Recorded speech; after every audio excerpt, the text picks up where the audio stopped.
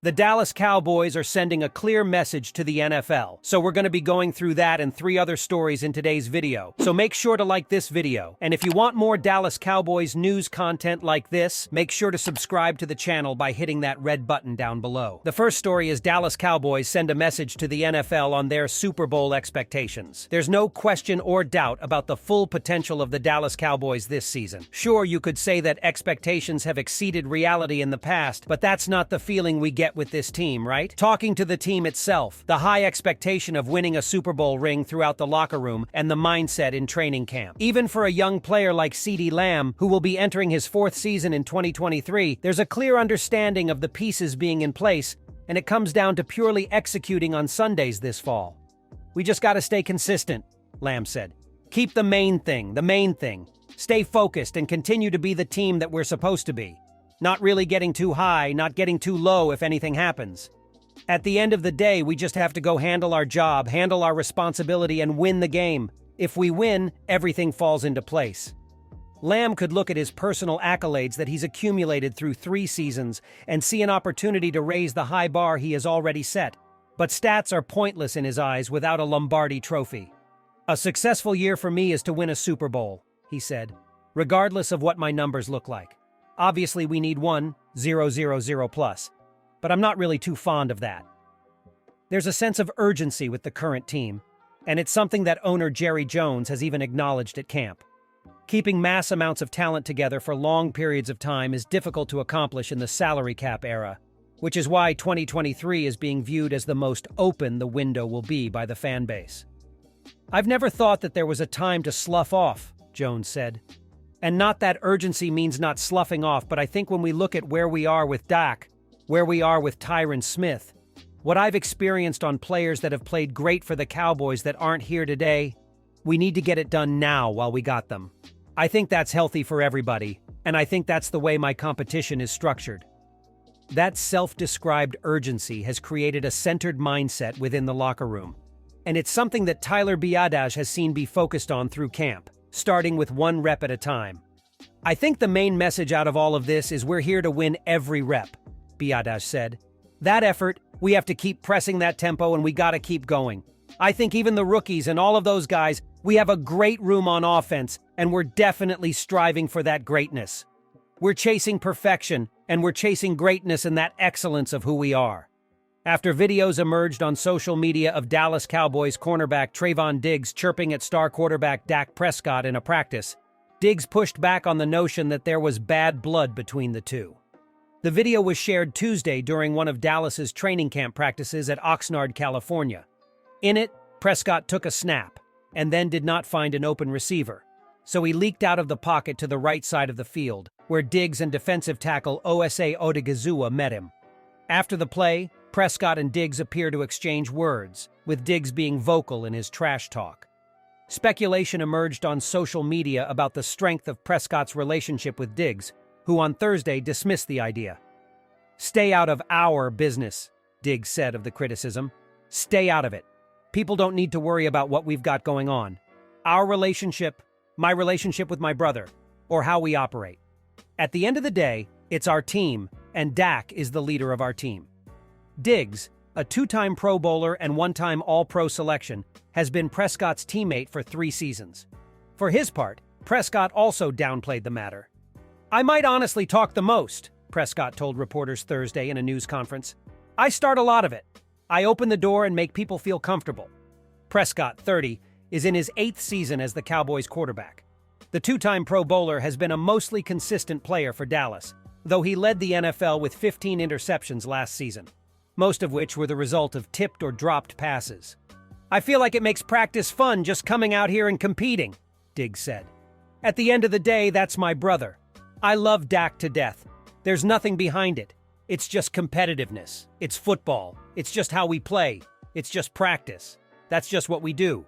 We just talk trash here and there and keep it pushing." The second story is Dak Prescott not expected to play in first preseason game.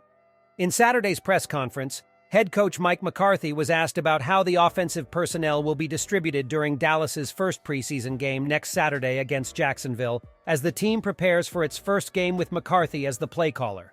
While any final decision has not yet been made, McCarthy said he is leaning towards not having Dak Prescott suit up for the game's first preseason game. "We talked about it, but I haven't made a decision," McCarthy said. "I'm leaning towards not. If I had to bet, I'd bet on no. But I don't bet." As far as who will be in the booth and on the sideline, McCarthy said that the offensive staff will work through a couple of different combinations in the preseason to figure out what is most effective for the regular season. "We have it all written up," he said. "We have 2 plans, and that's kind of normal. In the first game, we'll look at a certain combination. In the second game, we may flip 1 or 2 guys. I feel good about the responsibility and the way we have it outlined. We'll have 3 games to work it." The Cowboys only have 3 quarterbacks on the roster, so if Dak doesn't play, expect a heavy dose of both Cooper Rush and Will Grier to play the preseason games. Rush has been the number 2 quarterback the last 2 seasons, with a 5-1 record as a starter. Grier gave Rush a battle last season before suffering a hamstring injury that slowed his progress and allowed Rush to win the backup job. Even with the new offensive system and him being the new play caller, McCarthy said that his decisions about personnel and their placements in the preseason go beyond those factors. "To me, I've always felt that that decision goes deeper than just the quarterback or where you are with the offense," he said. "I think you have to look at it like that." The Dallas Cowboys will open the preseason next Saturday, August 12th, against the Jacksonville Jaguars at AT&T Stadium. Dallas Cowboys second-year linebacker Damone Clark had a surprisingly good rookie campaign, and now, as he works through his first real training camp, he's ready to use last season as a springboard into year 2. When it comes to feel-good stories, it was hard to go past Dallas Cowboys' Damone Clark last season. After undergoing spinal fusion surgery in March of last year, Clark, who was a 5th-round selection, wasn't expected to see the field much, if at all, in his rookie season. Well, he did, and when called upon, he grabbed chance with both hands. Now, as he works his way through his first training reel camp, Clark states that the game is now coming a little easier to him. "Most definitely," he said. "Just going out there and having fun. The game has slowed down a ton. Just going out there and trusting my keys, trusting the guys around me, trusting myself, and just going out there and playing. It's the same game I've been playing since I was 5 years old. It feels good. Last year this time, I was on the sideline rehabbing. It feels good to be back out here." With an injury to Anthony Barr, Clark was thrust into the 2022 spotlight against the Chicago Bears. It was a true sink-or-swim moment for a player who didn't have the luxury of a training camp behind him to physically prepare for the rigors of professional football. But Clark didn't flounder. He thrived, as he totaled 5 tackles and was clocked moving at 22.19 miles per hour, which was faster than Micah Parsons, 20.41 miles per hour. The third story is Cowboys and safety Malik Hooker agree on a $24 million 3-year contract extension. Hooker was entering the final year of a 2-year contract he signed with the Cowboys after a disappointing 4-year career with Indianapolis, which drafted him 15th overall in 2017. Hooker's time with the Colts was marred by injuries, but he has stayed healthy since joining Dallas. Hooker has played 31 games over the past 2 seasons after being limited to 36 games with the Colts. The 27-year-old tied Trayvon Diggs for second on the club with 3 interceptions last season. Diggs, who led the NFL and tied a team record with 11 interceptions in 2021, just signed a $97 million extension. Hooker, Donovan Wilson, and Jaron Kearse have teamed to give the Cowboys their best group of safeties in years. Wilson is expected to miss most of training camp after straining a calf in the first practice. Zach Martin remains away from the Cowboys' training camp, as the veteran is looking for a new contract, and so far he has missed 10 practices with the team. Therefore, Dallas has made sure to find the offensive guard for every practice that he misses.